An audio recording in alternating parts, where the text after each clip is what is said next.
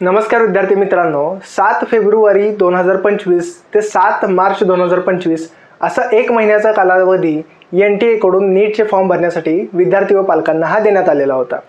आता मागील 6 वर्षांमध्ये सातत्याने नीट देणाऱ्या विद्यार्थ्यांची वाढती संख्या बघता किंवा मागील वर्षांमध्ये नीटच्या परीक्षा संदर्भातले झालेले घोळ बघता किंवा रिपीटरची संख्या बघता ह्या वर्षी साधारणतः 25 ते 26 लाख रजिस्ट्रेशन्स नीटसाठी होतील असा प्राथमिक अंदाज होता। आता यावर्षी नीटच्या फॉर्ममध्ये बरेचसे चेंजेस करण्यात आलेले होते। फॉर्मसुद्धा बराचसा लेंदी करण्यात आलेला होता। कॅटेगरीचे सर्टिफिकेट्स कंपल्सरी करण्यात आलेले होते व या सगळ्यांमुळेच सुरुवातीच्या दिवसांपासूनच नीटचा फॉर्म भरणाऱ्या विद्यार्थ्यांची संख्या ही थोडीशी कमी वाटत होती। आता मागच्या 6 वर्षांमध्ये नीटच्या विद्यार्थ्यांची संख्या कशी वाढत गेलेली आहे, किती पर्सेंटेजमध्ये वाढत गेलेली आहे, तर याचा डेटासुद्धा आपल्याकडे अवेलेबल आहे आणि याच्याबद्दल आपण आजच्या या व्हिडिओमध्ये डिस्कशन करणार आहोत। आता आपल्याकडे जो डेटा आहे तो 2019 पासून ते 2024 पर्यंत कोणत्या वर्षी किती मुलांनी एक्झाम दिली व त्याच्यामध्ये किती वाढ होत गेली याचं आपण सगळं विश्लेषण या ठिकाणी केलेलं आहे। आता 2019चा विचार करता 15,19,000 मुलांनी 2019 मध्ये नीटच्या एक्झामसाठी रजिस्ट्रेशनचे केलेले होते। 2020चा विचार करता ते 15,97,000 वरती गेले, म्हणजे जवळपास 5.13% याच्यामध्ये वाढ झालेली आहे। 2021चा विचार करता ते 16,14,000 वरती गेलेत, म्हणजे 1% फक्त वाढ झालेली आहे। थोडासा कोविडचा पिरियड होता, त्याच्यामध्ये नीट देणाऱ्या विद्यार्थ्यांची संख्या थोडीशी कमी झालेली आहे। 2022 मध्ये मात्र 15% वाढ झाली आहे, म्हणजे 16,14,000 वरून डायरेक्टली 18,72,000 विद्यार्थी झालेले आहेत, म्हणजे ही खूप मोठी वाढ होती। 15.95% एवढी वाढ नीट देणाऱ्या विद्यार्थ्यांमध्ये झालेली आहे। परत 2023 मध्ये 11.48% वाढ झाली।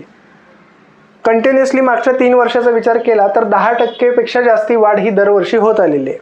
आणि 2024 मध्ये 15.26, म्हणजे एवढा आकडा अपेक्षितही नव्हता। 24,06,000 मुलांनी नीटचा ऑनलाईन ॲप्लिकेशन फॉर्म हा भरला होता। आता दरवर्षी होणारी वाढ असल्यामुळं पण त्या प्रमाणात सीट वाढत नसल्यामुळं याचा खूप इम्पॅक्ट सीटवरती आणि कट ऑफवरती होत होता। आता 2025चा विचार करता 2025 मध्ये 23,57,586 एवढे रजिस्ट्रेशन रात्री 11:45 पर्यंत एवढे रजिस्ट्रेशन झालेले आहेत। कदाचित पुढच्या 5 मिनिटांमध्ये अजून 300-400 रजिस्ट्रेशन झालेले असणार आहेत। पण 2024चा विचार करता 2024 मध्ये 24,06,000 रजिस्ट्रेशन झाले होते, त्याच्यापेक्षा कमी रजिस्ट्रेशन 2025 मध्ये झालेले आहेत। आता पर्सेंटेज वाईज जर आपण विचार करायला गेलं तर 2024 पेक्षा -2.01% रजिस्ट्रेशन झालेले आहेत, म्हणजे मागच्या वर्षीपेक्षा 2% मुलं यावर्षी कमी आहेत। मागच्या 6 वर्षाचा विचार केला तर नीट देणाऱ्या विद्यार्थ्यांचा आकडा हा आजपर्यंत कमी झालेला नाही, हा सातत्यानं वाढत गेलेला आहे। मात्र 2025 मध्ये हा आकडा 2% कमी झालेला आहे। आता 2% कमी झाला तर याचा कट ऑफवरती काय इम्पॅक्ट होऊ शकतो, तर दरवर्षी आपण असं पकडून चालतो की ह्या वर्षी 500 मार्काचा कट ऑफ लागला, पुढच्या वर्षी आपल्याला ॲडमिशन घ्यायचं आहे तर कदाचित एक 15 ते 20 मार्क आपल्याला एक्स्ट्रा हे असायलाच पाहिजेत। पण नीटचा आकडाच न वाढल्यामुळं कदाचित मागच्या वर्षीचे कट ऑफ राहिले, साधारणतः कट ऑफ तेवढे राहू शकतात किंवा त्याच्यापेक्षा कट ऑफ थोडेसे खाली जाऊ शकतात। आता पेपर कशा पद्धतीनं कंडक्ट केला जातो, पेपर मॉडरेट असेल का टफ असेल, याच्यावरती एक्झॅक्टली कट ऑफ किती जाईल हे आपण नीटच्या रिझल्टनंतरच ज्यावेळी आपल्या हातामध्ये ऑल इंडिया रँक्स आलेले असतील त्यावेळी आपण सांगू शकतो की एक्झॅक्टली कट ऑफ किती मार्कांनी खाली जाऊ शकतो। मात्र ह्या वर्षी जो कट ऑफ होता त्याच्यापेक्षा कट ऑफ वाढेल याची शक्यता खूपच कमी दिसत आहे।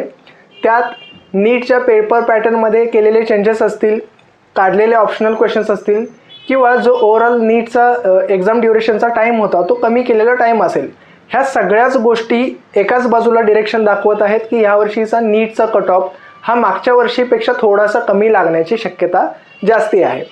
आता ज्या विद्यार्थ्यांनी फॉर्म भरलेले आहेत, सक्सेसफुली सबमिट केलेले आहेत, तर अशा विद्यार्थ्यांसाठी करेक्शन विंडोसुद्धा ओपन उद्यापासून होईल।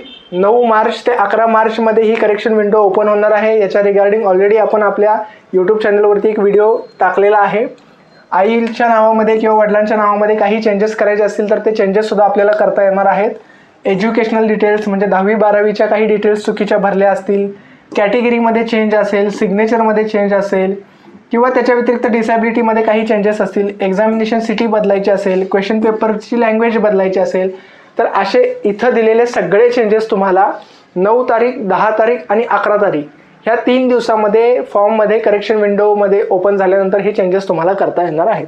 इथं दिलेले ऑप्शन सोडून याच्या व्यतिरिक्त कोणतेही चेंजेस तुम्हाला फॉर्ममध्ये करता येणार नाहीत. आता नीटची ऑनलाईन ॲप्लिकेशन फॉर्मची प्रक्रिया संपलेली आहे.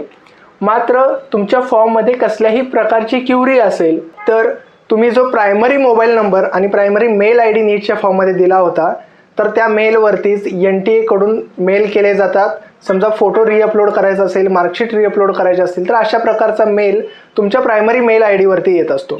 सो असा काही तुम्हाला मेल आला तर इथून पुढचे काही 15 ते 20 दिवस तुम्हाला कन्सिस्टंटली तुमचा जो मेल आय डी आहे तो चेक करणं गरजेचं आहे. अशा प्रकारचा काही मेल आल्यास तुम्हाला लॉग इन करून सांगितलेले चेंजेस फॉर्ममध्ये हे करावे लागतात. अशाच इम्पॉर्टंट अपडेटसाठी आरंभ करिअर ॲडवायझरच्या यूट्यूब चॅनलला सबस्क्राईब करा.